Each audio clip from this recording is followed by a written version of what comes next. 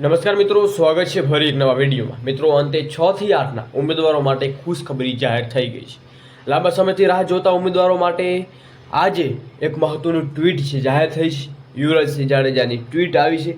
મિત્રો, જે કમિટીની રચના કરવામાં આવી હતી એ કમિટીએ સરકારને અંતે નિર્ણય સોંપી દીધો છે અને ટૂંક સમયમાં મિત્રો ઉમેદવારો માટે ખુશીના સમાચાર આવવાના છે। પ્રોસેસ ચાલુ થઈ જશે અને જે મિત્રો કહીએ છીએ ને કે સાચી દિવાળી, તો દિવાળી પણ તમારી મિત્રો આવવા ચૂકી છે। તો તમામ ઉમેદવારો માહિતી જરૂર નિહાળજો। કમિટીએ શું જવાબ આપ્યો છે, સાથે સાથે શું હવે પ્રોસેસ કેટલા સમયમાં આગળ વધશે એના પર થોડીક આપણે વિસ્તાર વાત કરીએ। તો મિત્રો, ખાસ નવા ચેનલ ઉપર છો, ચેનલને ખાસ સબસ્ક્રાઈબ કરી નાખજો। આવી ઇન્ફોર્મેશન રોજબરોજની તમને જોવા મળી જશે અને ખાસ ટેલિગ્રામ વોટ્સઅપ ગ્રુપ જોઈન પણ કરી નાખજો। વિડીયો ડિસ્ક્રિપ્શનમાં લિંક મળી જશે।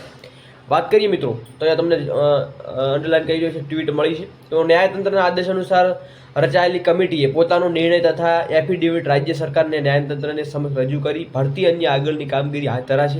કમિટીના અહેવાલને આધારે જિલ્લા ફાળવણી માટે નવા કોલ લેટર જાહેર થવાની શક્યતા અહીંયા જોવા મળી રહી છે। મિત્રો, એફએમએલ એટલે કે ફાઇનલ મેરિટ લિસ્ટમાં ફેરફાર આવતા નવા મેરિટ પ્રમાણે કોલ લેટર જાહેર થઈ શકે છે। એટલે આવતા અઠવાડિયામાં અટકેલી ભરતી પ્રક્રિયા આગળ વધવાની પૂરી સંભાવના છે। એટલે મિત્રો, હવે આપણે એક અઠવાડિયાની રાહ જોવાની રહેશે। એક અઠવાડિયાની આજુબાજુ તમારી પ્રોસેસ ચાલુ થઈ જશે। નવરાત્રિમાં લોકો ગરબા રમશે અને ઉમેદવારો ઘૂમતા જિલ્લા વેરિફિકેશન કરાવશે એવું અહીંયા જોવા મળી રહ્યું છે। કેમ કે એક અઠવાડિયું પછી આપણને ખબર છે નવરાત્રિ આવી રહ્યા છે, તો ઉમેદવારોની સાથે દિવાળી તો દિવાળી પછી જ જોવા મળવાની છે। મિત્રો, તમામને પહેલાંથી અભિનંદન, કેમ કે ટૂંક સમયમાં પ્રોસેસ ચાલુ થવા જઈ રહી છે અને જે ઘણા સમયથી રાહ જોઈને બેઠેલા છે એમનો આતુરતાનો અંત કંઈ ના કંઈ અહીંયા જોવા મળી રહ્યો છે। નવા કંઈ અપડેટ, લેટેસ્ટ નવા ન્યૂઝ જાણવા ખાસ મિત્રો બનાવી લેજો। નવા કંઈ લેટેસ્ટ નવા ન્યૂઝ આવતા ચોક્કસ માહિતી આપવામાં આવશે। ત્યાં સુધી જય હિન્દ, બન્યા રહો, જય જવાન, જય કિસાન।